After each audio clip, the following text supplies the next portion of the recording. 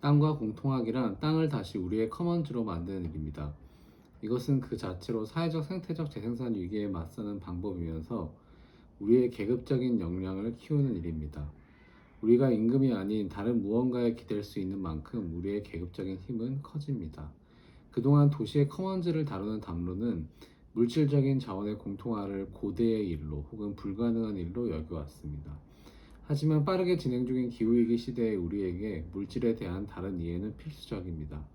이 위기가 심화될 경우 우리가 현재 누리고 있는 생활 양식과 그 토대의 유지를 장담할 수 없다는 점에서 우리는 정말로 땅과 공통하는 새로운 삶 형태를 발명해야 한다고 생각합니다.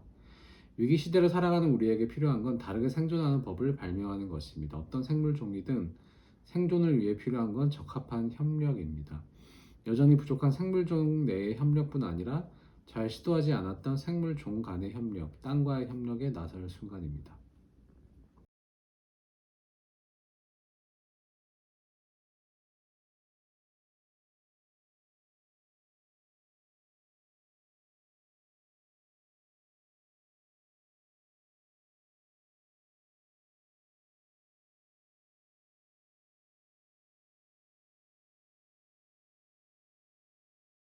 네, 제 발표 제목은 땅과 공통하기라는 제목인데요.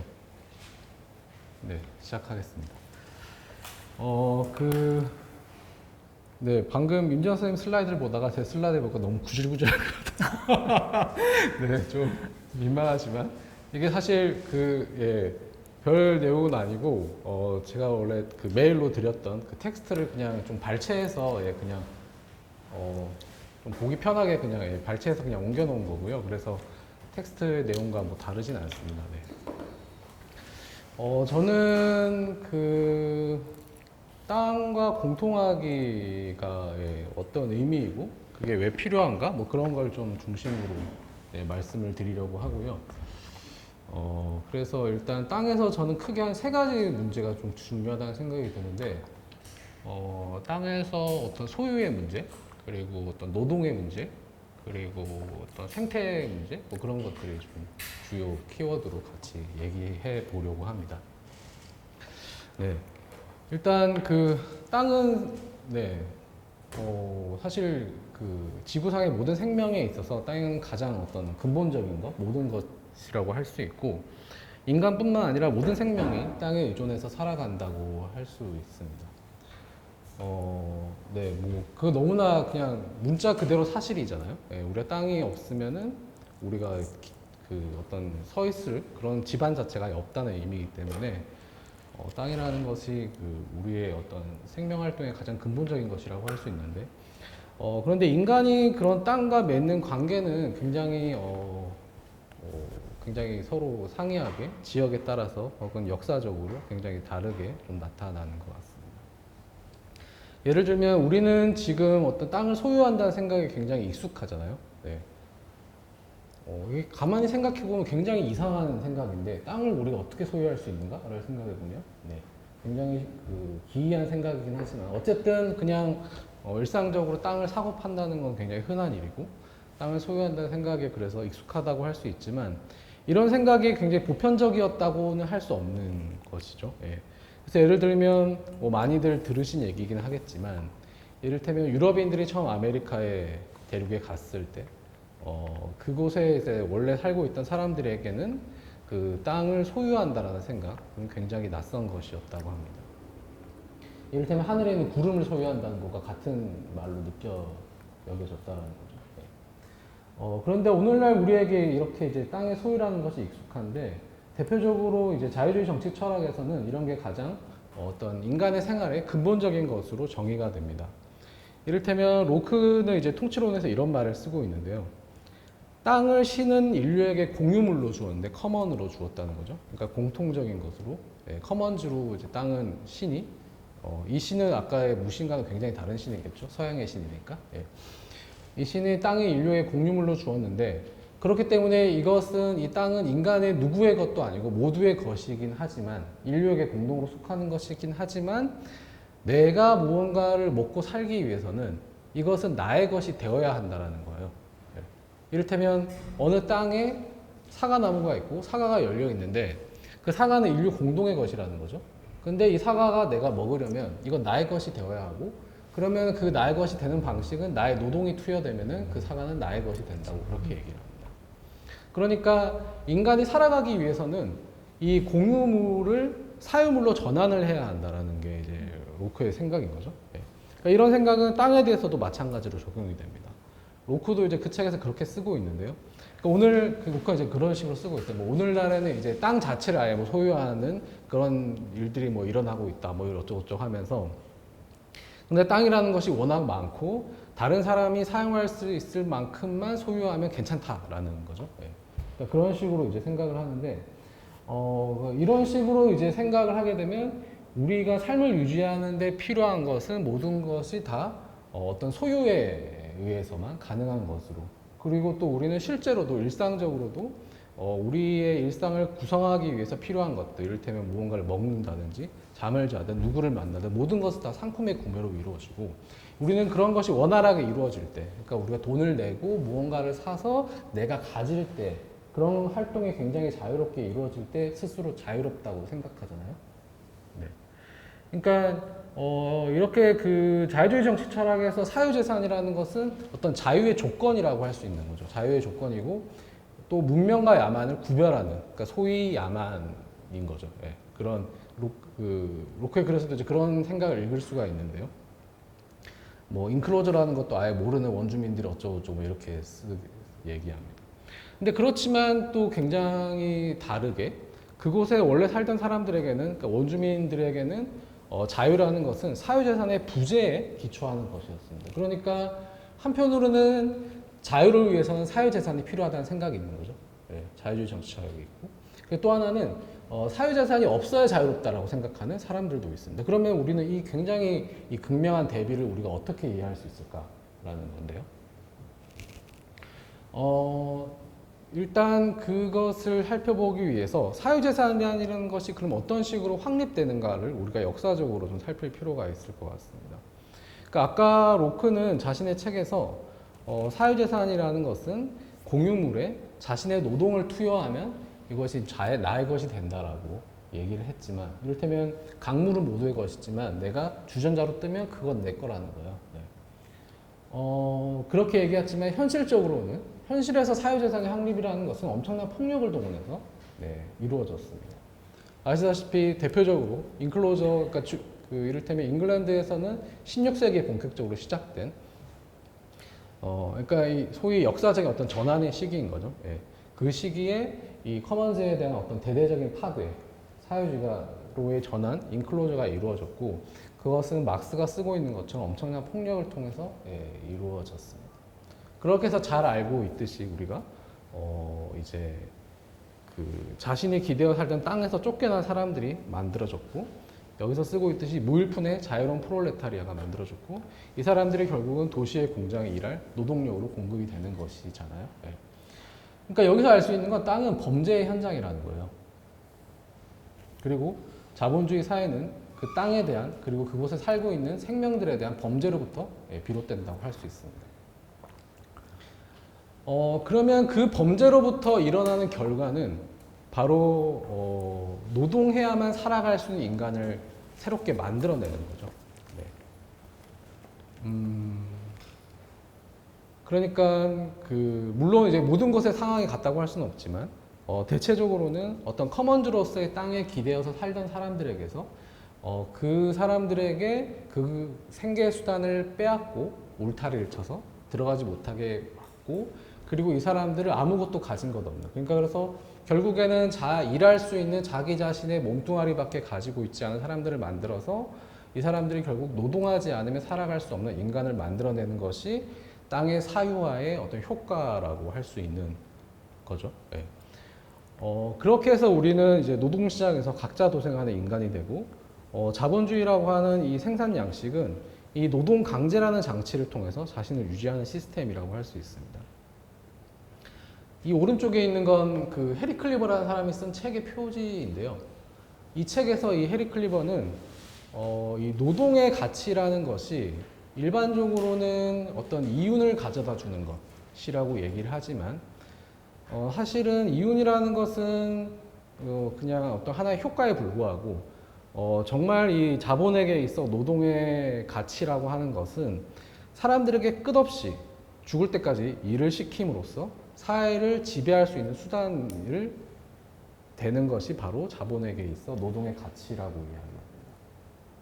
그러니까 원래 노동이라는 것은 물론 어느 사회에나 있었죠. 어느 사회에나 있었지만 지금처럼 그 끝없는 노동. 예. 그러니까 사실상 우리가 그 먹고 살기 위해서는 죽을 때까지 일을 해야 되잖아요. 예. 그러니까 그런 식의 사회는 처음이라는 거예요. 자본주의에서. 자본주의 새롭게 발명된 거라는 거죠. 예. 그러니까 그렇게 이제 노동 강제에 기초한 사회가 바로 자본주의라고 할 수 있는데, 그렇지만 그러한 그 노동의 강제에도 불구하고, 그것은 쉽게 이루어지지는 않았습니다. 근데 지금 우리에게는 이 임금 노동이라는 라고 하는 것이, 제가 지금 노동이라고 할 때는 거의 이제 임금 노동을 얘기하고 있는데요. 이 임금 노동이라는 것이 너무나 정상적인 생활의 양식이기 때문에, 그와는 다른 얘기를 좀 우리가 살펴보면 좋을 것 같아서, 이 당시의 어떤 디거스의 사례를 잠깐 좀 제가 얘기해 보려고 합니다. 이 디거스는 그 17세기에, 그러니까 인클로저가 굉장히 이제 활발하게 일어나고 있는 시기인 거죠. 이 시기에 이제 영국의 내전 시기에 활동했던 어떤 급진적인 집단이라고 할 수 있는데, 이 사람들은 그 영국의 거기서 공유지를 점거해서, 그래서 이제 인클로저 된 땅을 스쿼드한 점거를 해가지고 거기서 이제 땅을 파고, 그래서 이제 디거스라고 하는데요. 그러니까 딕이 땅을 파다라는 이제 뜻이잖아요. 그래서 이제 땅을 파는 사람들이라는 거죠. 그래서 땅을 파고 같이 이제 밥을 해먹고 그런 살았던 사람들입니다. 그래서 그 집단의 어떤 지도자격이라고 할 수 있는 제라드 윈스턴리라고 하는 사람이 있는데요. 이 사람이 남긴 당시에 이제 이 17세기 영국의 내전 시기가 어떤 팜플렛의 시대라고 불릴 정도로 굉장히 많은 사람들이 자신의 어떤 정치적인 주장을 팸플릿으로 발행을 이제 하던 시기였습니다. 이제 윈스턴리도 이제 자신의 의견을 담은 글들을 이제 팸플릿으로 발행을 했고, 이제 그런 것들이 지금 이제 문헌으로 정리돼서 있는데, 놀랍게도 한국에 그 책이 이제 번역이 되어 있는데요. 예, 그러니까 제가 읽었겠죠. 예. 그래서 어쨌든 그 책에서 윈스턴리는 이제 그 어떤 인클로저를 범죄로 당연히 규정을 하면서 이 땅을 다시 공동의 보고로 이제 만들어야 된다는 이제 그런 주장을 하고 있습니다. 네. 그러면서 이제 어떤 임금 노동에 대한 혐오도 굉장히 이제 뚜렷하게 드러내는데요. 그 당시에 이제 임금 노동에 대한 혐오가 굉장히 이제 일반적이었다고 하고, 그리고 윈스턴리 역시 마찬가지로 얘기를 하는데, 그러니까 여기서 이게 그래서 제가 따온 문장인데요. 예. 그러니까 사람들이 그렇게 이제 임금 노동을 하게 되면 폭군과 폭정이 조장된다. 예. 그리고 품삯을 받으려고, 예, 발음이 어렵네요. 일하는 자는 불의하게 일하는 것이며 저주를 계속 조장하게 되어 있습니다. 그렇지만 땅의 공동의 복으로 삼은 자들은 이제 그 만물을 그 저주로부터 회복시킵니다라고 쓰고 있습니다. 그러니까 정리해서 말씀을 드리면, 그러니까 커먼즈에서 함께 일하는 것은 자유지만 타인을 위한 노동은 저주라는 거죠. 네. 그래서 이제 심지어 이런 말까지 하는데, 임금 노동을 하는 이상 적의 지배를 받으나 동포를 지배를 받으나 다를 것이 없다. 네. 그래서 임노동을 하더니 차라리 방랑하며 피해 법안에 규정한 대로 사형을 당할 위험을 감수하는 쪽을 택했다. 네. 그러니까 이 피해 법안이라는 것은 당시에 이제 그 영국에서 입법된, 그래서 이 일을 할 수 있는 자가 일을 하지 않고 떠돌아다닌다거나 아니면 도망을 친다거나 이러면 이제 잡아서 엄청난 이제 고문이나 아니면 뭐 심지어 사형까지 시키는 그런 법안이죠. 예, 막스가 자신의 책에서 굉장히 세세하게 이제 기술하고 있는데요. 그러니까 그런 식의 어떤 혐오가 굉장히 심했다라는 거죠. 그래서 윈스턴리가 어떤 땅에 대한 굉장히 분명한 어떤 이미지를 우리에게 잘 보여주는 것 같아요. 그래서 노동을 거부하고 땅을 공통할 것을 권하면서 노동이 불이라고 그렇게 얘기를 합니다. 그러니까 사실상 윈스턴리가 보기에는 오늘날 우리의 대부분 이제 불의한 사람들이라고 할 수 있는 거죠. 우리는 의롭지 못한 사람들이라고 할 수 있는데, 그러니까 우리가 오늘날 소위 누린다라고 하는 자유, 그러니까 막스가 생계수단 자유를 이제 두 가지의 관점에서 생각을 얘기를 하는데, 하나는 그 땅으로부터의 자유가 있죠. 기존의 어떤 중세 시대의 신분제로부터, 그리고 땅에 얼매여 있던 그 신분으로부터의 자유가 있고, 또 하나는 생계수단으로부터의 자유가 있습니다. 그러니까 다시 말해서 생계수단을 갖지 못했다라는 거죠. 네. 그러니까 그러한 자유가 바로 윈스턴리에게는 저주이며 억압이었다라는 거죠. 그래서 그 임금 노동이라는 것은 그 자체로 억압일 뿐만 아니라 아까도 말씀드린 것처럼 자본의 어떤 그 질서 유지 장치라고 할 수 있고, 그리고 땅의 사유화라고 할 수 있는 것은 결국 우리에게 노동할 수 있는 권리를 제공을 하는 거죠. 그렇지만 그 우리가 커먼즈에서 쫓겨나고 그렇게 해서 생계수단을 상실했을 때 우리에게 직업을 선택할 자유는 있죠. 이를테면 뭐 내가 소방관이 된다거나 아니면 내가 음악가가 된다거나 그런 선택을 할 자유는 굉장히 제한적이긴 하지만 어쨌든 있다고는 치고, 그렇지만 직업 자체를 선택하지 않을 자유는 없잖아요. 왜냐하면 그러면 굶어 죽게 되니까요. 네. 그러니까 이때의 자유라고 하는 것은 어떤 자기 결정 혹은 자기 신의 생활을 결정할 수 있는 그런 자유하고는 거리가 먼 자유라고 할 수 있습니다. 그러니까 우리가 자유의 두 가지를 구별할 필요가 있는데 거기서 그 네그리 하트의 논의를 좀 참고하고 싶은데요. 이 사람들이 탈거와 해방을 구별하면서 탈거를 어떤 자기 자신일 수 있는 자유, 어떤 정체성의 자유라고 한다면, 후자는 자기 변형의 자유, 자기가 무엇이 될지를 결정할 수 있는 자유라고 얘기합니다. 우리가 이렇게 자유를 두 가지로 볼 때 땅의 사유화가 선사하는 자유, 이를테면 로크가 얘기했던 자유는 바로 전자의 자유라고 할 수 있는 거죠. 우리가 결국 노동 계급으로, 노동자로 살아갈 수 있는 그런 자유. 근데 우리가 노동의 의미를 다시금 생각을 해보면 우리가 결국에는 노동해서 열심히 유지하고 있는 오늘날의 이 사회 구조라고 하는 것, 이것이 결국은 우리가 지금 겪고 있는 어떤 사회적이고 생태적인 위기의 원인이라는 것을 우리가 생각을 한다면, 결국 그 자유라고 하는 것, 내가 일할 수 있는 자유라고 하는 것은 결국 내가 잘 보지 않는, 잘 보려고 하지 않는 그런 어딘가의 생명을 위협하고 결국은 나 자신까지 위협하게 되는 그런 자유일 뿐인 거잖아요. 그러니까 우리에게는 어떤 노동의 탈거가 아니라 노동으로부터 해방이 필요하고, 그러기 위해서는 우리는 다른 어떤 기댈 것이 스스로 만들어야 되는 거죠. 그러니까 현재 우리 삶이 임금 노동에 기대고 있는 삶이라고 한다면 우리는 다른 기댈 것을 만들어야 하고, 그런 것이 바로 우리에게 커먼즈가 필요한 이유라고 하겠습니다.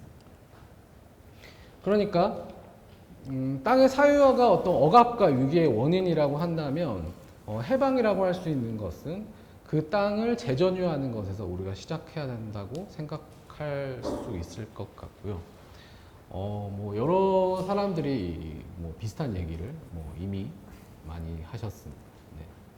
그래서 지금 여기 사진 속에 이분처럼 어떤 땅과 관계 맺으려는 의지가 다르게 관계 맺으려고 하는 의지가 어떤 삶의 양식 전체를 바꾸는 의지라든지, 혹은 어떤 물질적인 재화를 우리가 공통화하는 것이 우리에게 필요하다라든지 그런 얘기들을 하는데, 이러한 주장들, 그러니까 어떤 우리가 실제로 우리 몸을 지탱할 수 있는 어떤 물질적인 수단이 필요하다, 그것을 우리가 직접 커먼즈로 만들어야 된다는 이런 주장은 우리의 지금 일상이 어떤 식으로 굴러가는가에 대한 어떤 비판적인 성찰에서 비롯된다고 볼 수 있을 것 같아요. 달라코스타가 자신의 아까 제가 방금 표지를 보여드렸던 그 책에서 그런 얘기를 하는데, 자본주의의 발전은 재생산의 저발전에 기초를 줍니다. 그러니까 이 사람들이 이 자신을 유지할 수 있는 그런 활동을 굉장히 사람들을 그 가난한 상태로, 굉장히 아무것도 가진 것이 없는 상태로 유지를 해야 자본주의가 발전할 수 있다라는 거죠. 예. 그렇기 때문에 그런 자본주의, 그러한 그 한쪽에는 발전된 상태라는 것은 결국 다른 어딘가에 저발전된 상태에 기초를 하고 있고 의지하고 있고, 우리의 삶 역시 마찬가지라는 거죠. 그래서 이 자본주의가 지구화될수록 우리는 지구적인 상태에서 그런 위계적 질서 안에서 우리는 살아가게 되고, 결국 그러니까 우리는 그냥 그러한 상황에서 우리가 그냥 일상을 살아간다라는 것은 우리가 원하든 원치 않든 간에 우리가 그냥 나는 뭐 내가 새우를 좋아해서 새우를 먹었든, 그냥 아니면 내가 깻잎을 넣어서 깻잎을 먹었든 그러한 일상의 행위 자체가 누군가에 대한 범죄에 연루될 수밖에 없다라는 거예요. 예를 들면 저도 지금 이런 그 아이폰을 쓰고 있지만 이 아이폰 우리가 쓰는 아이폰은 중국에서 이제 제조가 되잖아요. 중국에서 제조가 되고 중국의 세계에서 가장 큰 대만의 제조업체가 있습니다. 네, 그 아이폰을 위해 죽다라는 책이 있는데요. 그 책에서 저자가 굉장히 자세하게 서술을 하고 있는 것처럼 그 대만의 회사가 중국에 세운 공장에서 어마어마하게 많은 노동자들이 말도 안 되는 조건에서 이제 일을 하고 있죠. 그래서 그 공장이 유명해진 건 그곳의 노동자가 연달아서 자살을 했기 때문에 유명해졌어요. 그래서 그 공장이 기숙사가 운영이 되는데 기숙사에서 계속 이제 노동자들이 뛰어내린 거죠. 그래서 그 회사가 그 해결책으로 내놓은 것은 기숙사 밖에 그물을 만들었습니다. 네, 어마어마한 거죠. 그래서 그 이미지가 이제 구글에서 검색하면 쉽게 찾을 수 있는데 그런 것으로 물론 그 이전에도 유명한 회사지만 어쨌든 그러한 노동 조건에서 기대는 노동자들의 노동에 의해서 우리가 지금 이런 기계를 사용하고 있잖아요. 네. 그러니까 사실은 자본주의 사회에서 사는 한 우리는 스스로 모순적인 존재로 살아갈 수밖에 없는데 어쨌든 그 우리가 지금 재생산의 지금 상황에서는 우리가 그런 식의 범죄에 연루되는 삶을 살아갈 수밖에 없다라는 것이고 그렇기 때문에 그런 범죄에 연루된 삶에서 우리가 벗어나기 위해서는 우리가 재생산을 다르게 그 구성하는 활동이 꼭 필요하다라는 거죠. 그렇게 생각을 하게 될 때 가장 출발점이 바로 땅과 다르게 관계되는 것이라는 생각입니다. 그러니까 어떤 물질적인 재생산 수단을 조직함으로써 우리의 재생산이 세계적인 상품 유통의 흐름에서 끊어내는 일을 시작해야 한다는 것이고 우리 자신을 타인과 분리된 존재로 보는 일을 이제 거부를 해야만 커먼즈라는 것이 가능하다라는 생각이죠. 네. 그래서 필요한 것이 도시를 시골화하기라는 생각으로 좀 표현을 할 수 있을 것 같은데요. 그 전에 잠깐 이 생태적인 문제에 대해서도 우리가 얘기를 할 필요가 있을 것 같습니다. 제가 땅과 관련돼서 소유와 노동과 생태가 좀 중요한 어떤 카테고리가 아닐까라고 생각을 했다고 말씀드렸는데요. 아까 얘기하신 것처럼 땅에 대한 사유로 인해서 자본주의라는 것을 출현을 할 수 있었고 그 자본주의 사회에서 인간을 노동하는 기계로 만드는 과정에 대해서 우리가 지금까지 얘기를 했는데요. 근데 그 과정에서 당연히 인간뿐만 아니라 어떤 자연에 대한 새로운 접근법이 발명이 되었습니다. 그래서 크게 지금까지 자본은 자연을 두 가지 방식으로 대해왔다고 할 수 있는 거죠. 하나는 원료를 제공하는 어떤 창고로서의 자연이 있죠. 내가 언제든 그냥 꺼내 쓸 수 있는 그런 창고로서의 자연이 있고 또 하나는 내가 생산 과정을 통해서 혹은 소비를 과정을 통해서 발생한 쓰레기를 마음대로 버릴 수 있는 자연이 있습니다. 그러니까 그 두 가지 과정을 통해서 어마어마한 비용을 절감할 수 있게 되고 만약에 자본이 자연에서 광물을 추출하는 과정과 그리고 쓰레기를 배출하는 과정에 대해서 모든 그 비용을 들여서 그 문제를 자연적으로 아무런 문제 없이 하려고 했다면 자본주의 지금처럼 발전할 수가 없는 거죠. 왜냐하면 너무나 많은 비용이 들기 때문에. 그러한 비용을 바로 이제 자연에게 외부화함으로써 자본은 발전할 수 있었지만 이제 그러한 방식이 한계에 부딪히고 있다는 거죠. 지금까지 대개했던 그 두 가지 방식 모두가 그러니까 더 이상 이제 수도꼭지를 틀어도 선물을 제공할 수 있는 그런 능력이 이제 고갈이 되었고 또 하나는 그것을 처리할 수 있는 그런 능력도 이제 잃어버렸습니다. 그러니까 이런 거예요.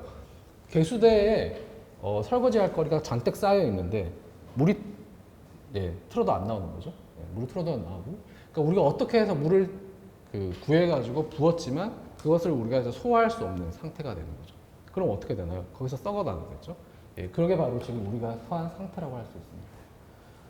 그래서 제이슨 모어는 자신의 책에서 이분이 생명의 금속 자본주의라는 책을 썼는데 그 책에서 이제 이러한 자연의 한계에 대해서 얘기하고 그러니까 이러한 방식이 이제 더 이상 어떤 제국주의적인 방식으로 그러니까 더 많은 자연을 개발해서 다시 더 쓰레기를 버릴 곳을 더 많이 이제 찾아 나선다든지 혹은 자원을 더 추출할 수 있는 공간을 개발한다든지 하는 식으로는 이제 해결될 수 없는 상황까지 이르렀고 그렇기 때문에 자본주의 이제 곧 다른 식으로 대체될 수밖에 없다라는 거죠.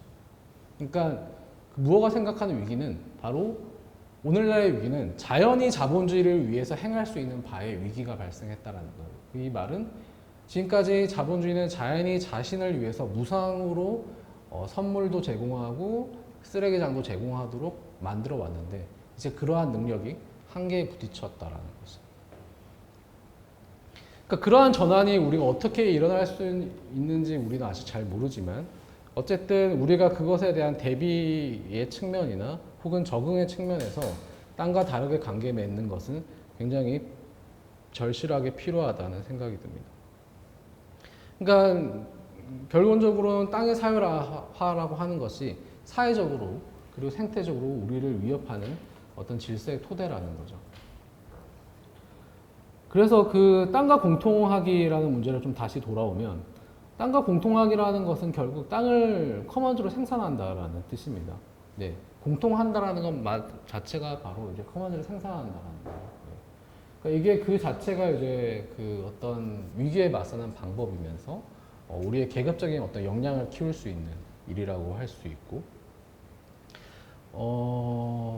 그런데 지금까지 이제 커먼즈 담론들은 이러한 어떤 물질적인 재화에 대한 담론들을 좀 등한시해 왔다는 생각이 들어요.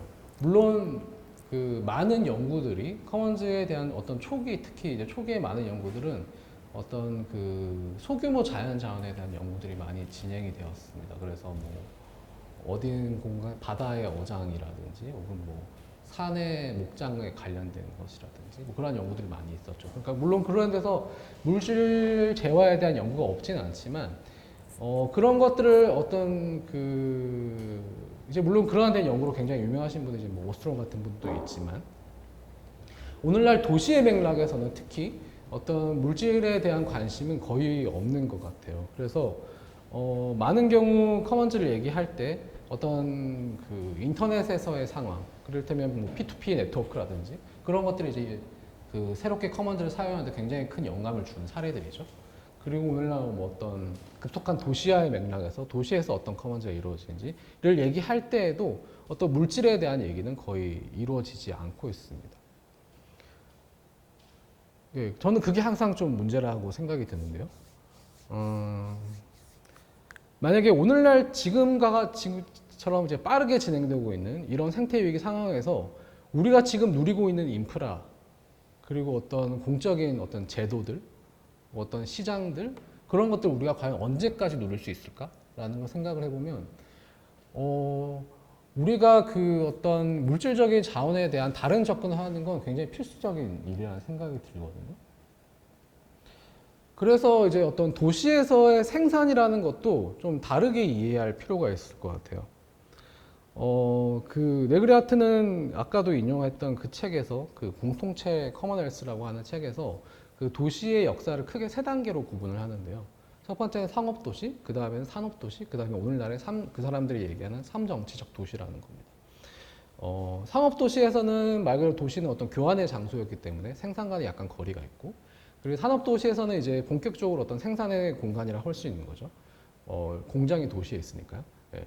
그렇지만 그럴 때도 이 생산이라고 하는 것은 이 공장의 공간 안에서만 일어나고, 그 바깥에서는 또 다른 활동이 벌어지기 때문에 여전히 굉장히 어떤 특정한 장소에 이제 국한되어 있는 현상이지만 이 사람들이 얘기하는 어떤 삼정치적 생산, 그러니까 이때 삼정치적인 생산이라고 하는 것은 그냥 비물질 노동이라고 생각하시면 되는데 그런 비물질 노동의 생산, 이를테면 지식이라든지 정보라든지 뭐 커뮤니케이션이라든지 혹은 정동, 감정 이런 노동들, 그러니까 이런 어떤 수행적인 성격을 갖고 그 결과물이 물질적인 형태로 남지 않는 것들, 네.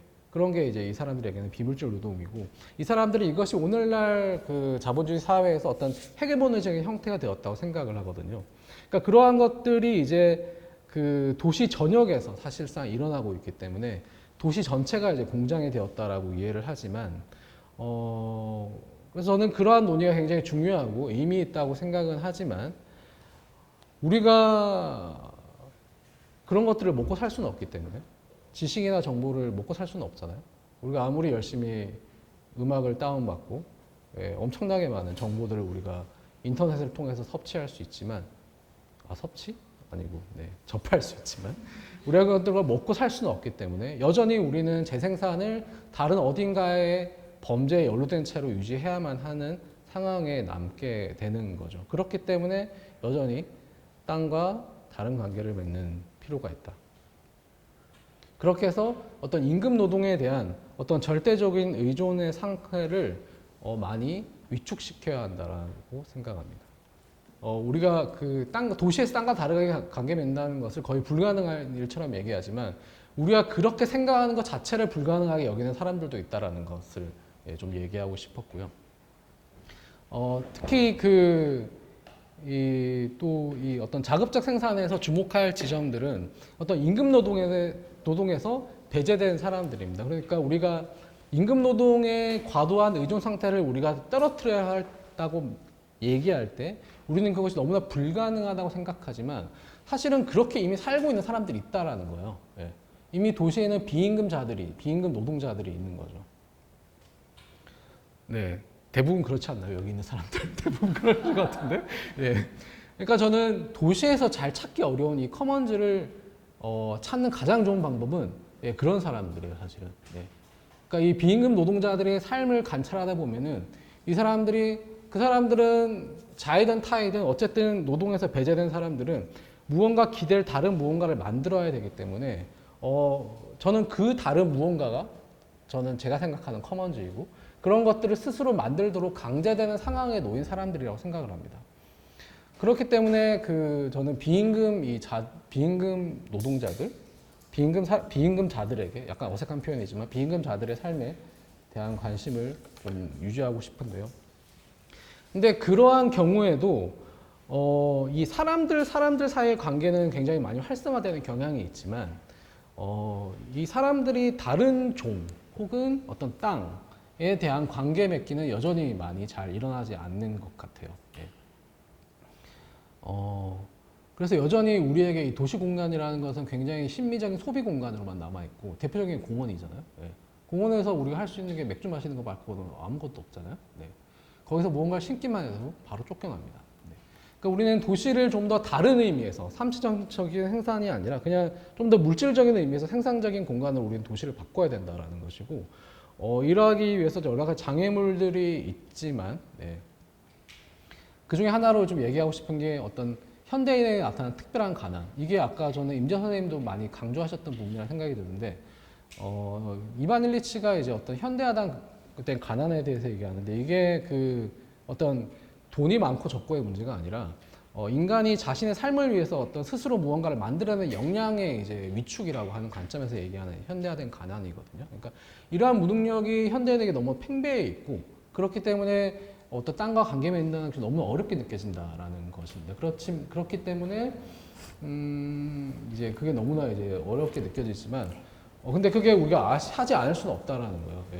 그래서 달라코스타가 굉장히 인상적인 말을 하고 있는데 우리가 돈이 있어도 살 수 있는 게 다 독극물 뿐이라면 임금이 다 무슨 소용인가.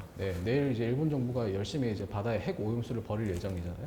그런 상황에서 우리가 이러한 말들을 다시 되새길 필요가 있는 거예요. 그래서 여러 가지 땅과 관련된 텃밭이라든지 이런 것들이 굉장히 중요한 활동일 수 있는데 그런 것들이 어떤 기능적으로만 유지된다면 그러니까 내가 좀 더 값싸게 채소를 구하기 위해서 그냥 그런 식으로만 유지하는 걸 때는 그다지 의미는 없는 것 같지만 없는 것 같고 그 자체뿐만 아니라 그것을 통해서 우리가 좀 더 연결되는 방식들을 찾아 나가는 것이 좀 중요하다고 생각이 들고요. 그런 것들이 재생산 활동에서 많이 나타날 수 있는 가능성을 갖고 있다고 생각합니다. 그래서 결국 결론은 다르게 생존하는 법을 우리가 찾아야 된다는 건데요. 최근에 며칠 전에 번역돼서 한국에 나온 에나칭이 쓴 세계 끝의 버섯이라는 책이 있습니다. 그 책에서 그 책 너무 재밌어요. 세계 끝의 버섯인데 제목이 버섯에 대한 얘기 실제로 버섯에 대한 책이고 어쨌든 그 책에서 이제 에나칭이 얘기하듯이 이 생존이라는 것을 우리가 흔히 이제 대중문화에서 접하는 거 굉장히 어떤 정복과 팽창이잖아요. 그래서 나만 살고 다른 건 다 죽어버리는. 뭐 예를 들면 칼싸움에서 다 뭐 죽여버린다든지. 예. 그러니까 그런 식으로 이제 생각하게끔 만들지만 현실에서 생존이라는 것은 어떤 다른 종과의 어떤 그 같은 종 내에서의 협력이고, 그래서 우리는 그 협력, 그러니까 이 생존 자체가 늘 타자를 수반하는 일이기 때문에 우리는 그 과정에서 늘 변형될 수밖에 없다는 거예요.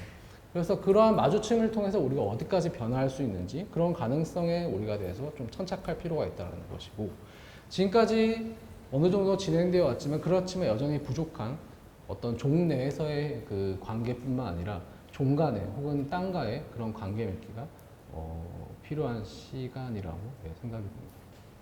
네, 제 발표는 여기까지 하고 마치겠습니다.